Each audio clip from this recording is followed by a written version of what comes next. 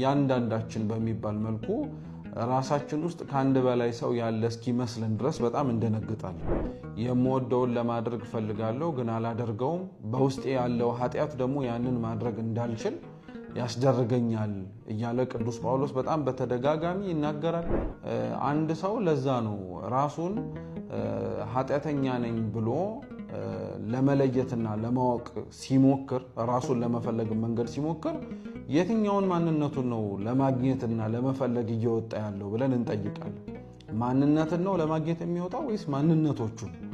እያንዳንዳችን አሳድፈነውና ቆሽሸነው ካልሆነ በቀር የእግዚአብሔርን መልክ ወይንም ደግሞ የአምላካችን የልዑል እግዚአብሔርን አርአያ ገንዘብ አድርገን የተፈጠርን ሰዎች ነን። በንጽህና በቅድስና ያለን አምላካችን ቅዱስ እግዚአብሔር ብዙ ከሆኑት ማንነቶቻችንና ግራ መጋባቶቻችን በኃጢያት ከገጠመንም የማንነት ስብራታችን ነፃ አድርጎ እውነት እርሱ ፈጥሮ ያከበረውንና እርሱንም መስሎ ልንኖር የምንችልበትንም አይነት ህይወት መላበስ የምንችለውን መንገድ እንዲያቀናልን መንገዱንም እንዲመራን የእርሱ ቅዱስ ፈቃድ ይሁን።